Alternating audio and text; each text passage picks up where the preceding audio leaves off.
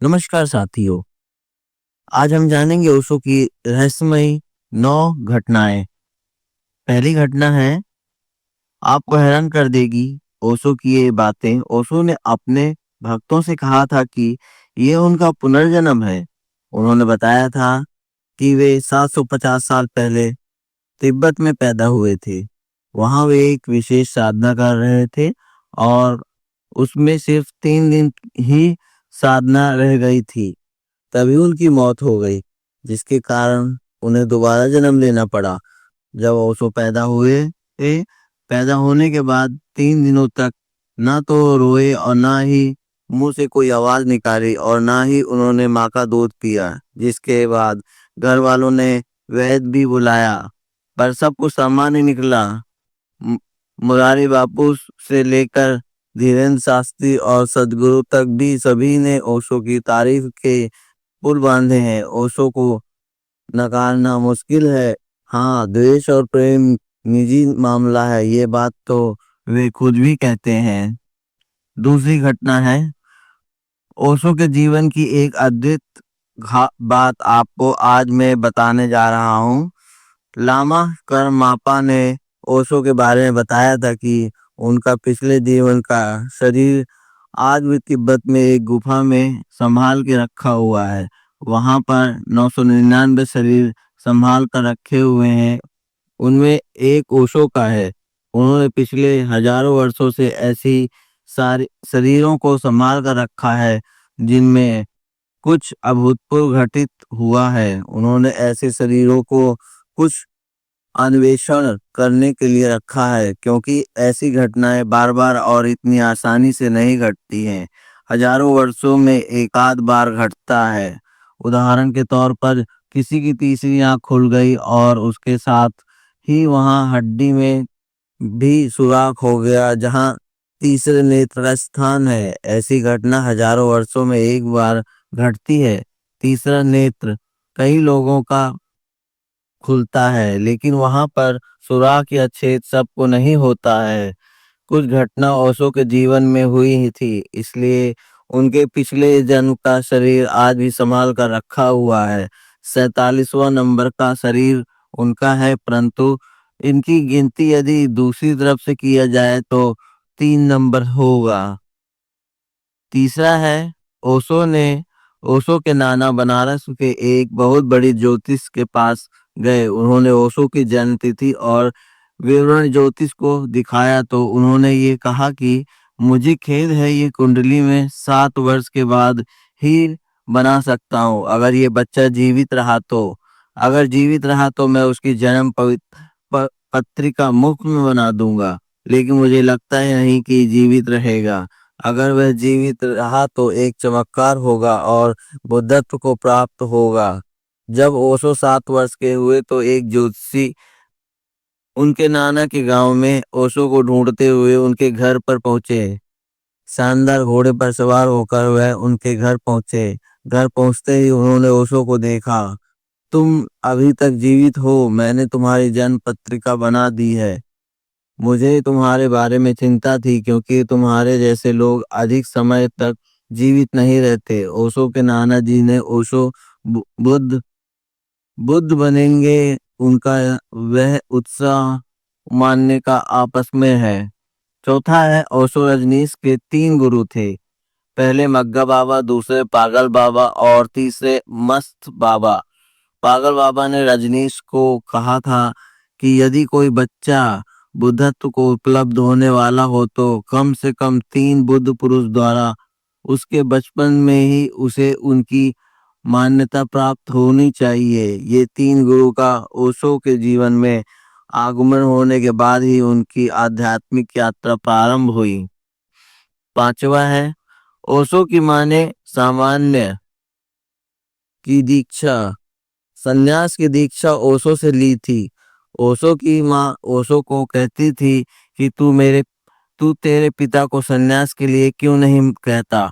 तो ओशो ने अपनी मां से कहा कि उन्होंने कभी भी मुझे कुछ नहीं कहा और कुछ भी करने के लिए मुझ पर दबाव डाला ही नहीं। कुछ करने के लिए कहूँ या गलत, ओशो कहते हैं कि पिता रोज सुबह जल्दी ध्यान करते थे। ओशो से जब भी मिलते ध्यान की बात करते और अपने अनुभव के बारे में बात करते थे। और पिता सुबह 6 बजे तक ध्यान किया करते थे। एक दिन सुबह ओशो की शिष्य उसके पास आई और उसने कहा कि आपके पिताजी आपसे तत्काल मिलना चाहते हैं और उन्होंने ये भी कहा कि माला और सन्यास का फॉर्म भी साथ ले आए। उस दिन ओशो ने अपने पिता को संन्यास दिया और ओशो के पिता भी ओशो के शिष्य हो गए। उस दिन ओशो के पिता ने ओशो के पैर छुए। उस समय ओशो के आंख में आंसू आ गए और ओशो विश्वास नहीं कर पा रहे थे। छठा, ओशो के जीवन से जुड़ी एक और बेहद रहस्यमय घटना उनके शरीर से जुड़ी ऊर्जा और उपस्थिति को लेकर भी उनके कई अनुयायियों ने दावा किया कि ओशो के पास एक असाधारण ऊर्जा थी जो उनके पास बैठने वाले किसी भी व्यक्ति को गहरे ध्यान का ट्रांस जैसी अवस्था में पहुंचा देती थी।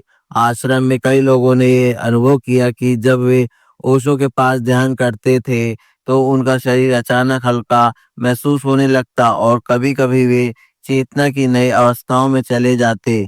एक घटना 1970 के दशक की है जब पुणे आश्रम में एक विशेष अनुयायी ध्यान शिविर के दौरान ओशो के पास बैठी। उसने बाद में बताया कि जैसे ही ओशो ने उन्हें देखा वह एक गहरी ऊर्जा तरंग के में बह गई और उसे अपने शरीर के ऊपर उठने जैसा महसूस हुआ। ये घटना सिर्फ एक व्यक्ति के साथ नहीं बल्कि कई लोगों के साथ हुई और इसे ओशो की ऊर्जा ट्रांसमिशन कहा जाने लगा। ओशो खुद भी इस रहस्य का खुलकर बात नहीं करते थे, लेकिन वे कहते थे कि यदि कोई व्यक्ति पूरी तरह शांत हो जाए और अपनी ऊर्जा को सही दिशा में प्रवाह करे तो उसका शरीर एक नए आयाम में प्रवेश कर सकता है। क्या ये केवल गहरे ध्यान की अवस्था थी या वास्तव में ओशो के पास कोई रहस्यमय ऊर्जा थी? ये आज भी एक रहस्यमय बात हुई। सातवां है, ओशो कई बार रात को वृक्ष पर बैठकर ध्यान करते थे।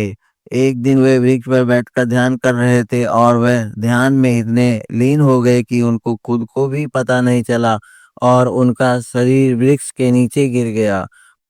खुद वृक्ष पर ही थे पर उनका शरीर नीचे पड़ा हुआ था। एक अत्यंत चमकदार शुद्ध शुभ्र रेखा रजत रज्जु उनके शरीर के नाभि से उन तक जुड़ी हुई थी। वे कुछ समय नहीं पा रहे थे, कुछ समझ ही नहीं पा रहे थे कि वे कैसे वापस लौटेंगे। शरीर में कितनी देर वह अवस्था रही वह कहना मुश्किल था। बहुत सुबह जब दो औरतें वहां से निकल रही थी तो उन्होंने ओशो का शरीर नीचे पड़ा हुआ देखा। एक स्त्री ने जैसे ही उसके सिर पर हाथ रखा, एक क्षण में तीव्र आकर्षण से वे अपने शरीर में वापस आ गए और उनकी आंखें खुल गई। ये उनको शरीर से बाहर निकलने का अद्भुत अनुभव था। आठवां है, क्या आप जानते हैं कि ओशो को 1985 में अमेरिकी सरकार द्वारा गिरफ्तार किया गया था। 28 अक्टूबर को ओशो का प्लेन अमेरिका के चार्लट एंड सी एयरपोर्ट पर उतरा, जहां उन्हें तत्काल गिरफ्तार कर लिया गया। बिना किसी वारंट के उन्हें हथकड़ियां में बांधकर जेल ले जाया गया। 31 अक्टूबर को ओशो की पेशी हुई उनका जहां उन पर कई झूठे आरोप लगाए गए। उन्हें अलग-अलग जेलों में घुमाया गया और लगातार मीडिया के कैमरों के सामने रखा गया। 7 नवंबर को उन्हें पोर्टलैंड भेजा गया। 8 नवंबर को उनकी जमानत पर रिहाई होती है। वे रजनीशपुरम में फिर से जाते हैं। वहां वह 14 नवंबर तक शांतिपूर्ण विश्राम करते हैं। 14 नवंबर को फिर वैसे वह पोर्टलैंड कोर्ट में उपस्थित होते हैं। उन पर $4 लाख का जुर्माना किया जाता है और तुरंत अमेरिका छोड़ने का आदेश दिया जाता है। इस घटना से पूरी मीडिया में भी महत्वपूर्ण भूमिका निभाई।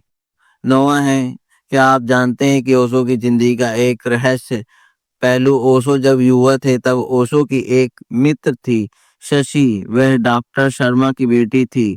ओशो उन्हें प्यार से गुड़िया कहते थे। लेकिन एक दिन एक दिन शशि गंभीर रूप से बीमार हो गई। अपनी मृत्यु शैया पर अपने ओशो से वादा किया, मैं वापस आऊंगी। ओशो ने इसे एक भावनात्मक वादा समझा, पर कुछ सालों बाद वह सच में वापस आई, एक नई पहचान के साथ। वह विवेक बनकर लौटी। हालांकि विवेक को अपनी पिछली जिंदगी याद नहीं थी, लेकिन ओशो ने उसे पहचान लिया। वह ओशो के को देखकर का कार्य कर रही थी देखभाल का कार्य कर रही थी, और सो उन्हें गुड़िया कहकर पुकारते थे। धन्यवाद। ये वीडियो आप कैसी लगी, आप कमेंट में जरूर बताइएगा। धन्यवाद।